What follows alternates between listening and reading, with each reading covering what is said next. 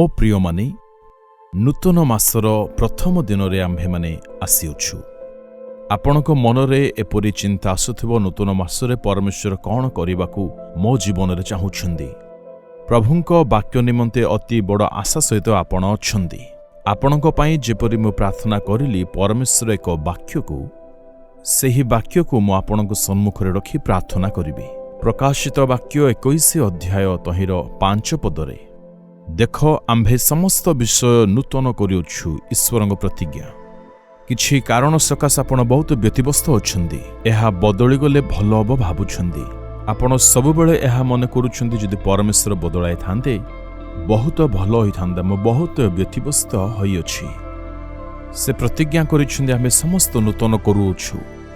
आपणक जीवन रे आजी प्रभु नूतन कार्य करिबाकू जाउछंदी। कोन सेही नूतन कर्म जहा से करिवे जिहिजिकल 36 अध्याय जदि देखिबा प्रभु कहउछंदी नूतन हृदय आम्भे तुम्भमानंक ठारे देबा। आउ परमेश्वर एहिपरि कहउछंदी आम्भे तुम्भ मध्यरे नूतन आत्मा को देबा। आजी आम मनर परिवर्तनर आवश्यकता रहिछि। प्रभु यीशु ए मन संबंधरे कौन कहिछंदी? प्रभु यीशु कहिले मनुष्यर हृदय कुचिंता नरहत्या व्यभिचार वेश्यागमन चौर्य मिथ्या साक्ष्य व निंदा बाहरी मनुष्य को सूची करे। मनुष्यर हृदय मध्यरे एते पाप रहिअछि। तेबे परमेश्वर किपर आशीर्वाद करिपारिबे? एणु परमेश्वर एहिपर कहउछन्ते आम्भे तुम्भकू नूतन हृदय देबा। एक नूतन हृदय आम्भे तुम्भकू देबा। सेठारे प्रेम आनंद शांति दीर्घ सहिष्णुता आउ प्रेमपूर्ण हृदय आम्भे तुम्भकू देबा।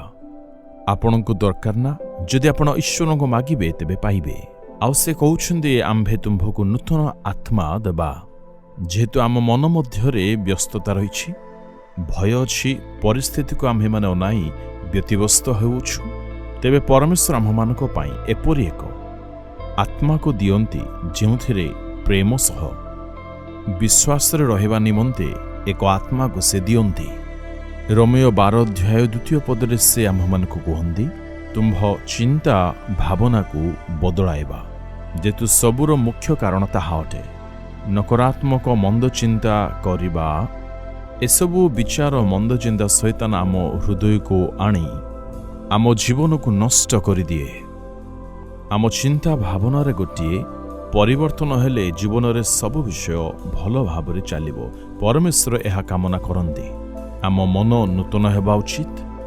आम हृदय सफा हेबा उचित। आम चिंता बदलिबा दरकार। एहिपरि विषय घटिले आपण संपूर्ण रूपे परिवर्तित हेबे। आपणक जीवन रे अनेक परिवर्तन आपण देखिबाकू पाइबे। परमेश्वर आममानक जीवन रे नूतन नूतन पथ खोलिबे। कोन आपण विश्वास करूछन्ती जे से आपणक पई बहुत बड़ा आश्चर्य कर्म करिवे? यीशु क्रूस रे समस्त दुख को बहन कले। एणु विश्वास सहित हृदय रे हस्त रखी आमे प्रार्थना करिबा। हे प्रभु तुमे समस्त विषय चेंज करिथाओ। मो हृदय को मध्य आज दिन रे संपूर्ण बदलाई दियो।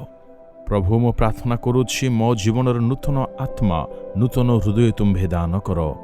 ख्रीष्टंकर जेपरि मन थिला मते मध्य सेहीपरि मन तुम्भे प्रदान करो। आजिर वाक्य अनुसार मोर समस्त विषय रे परिवर्तन देखा जाऊ। प्रभु यीशुଙ୍କ नाम रे प्रार्थना करिली। आमेन आमेन।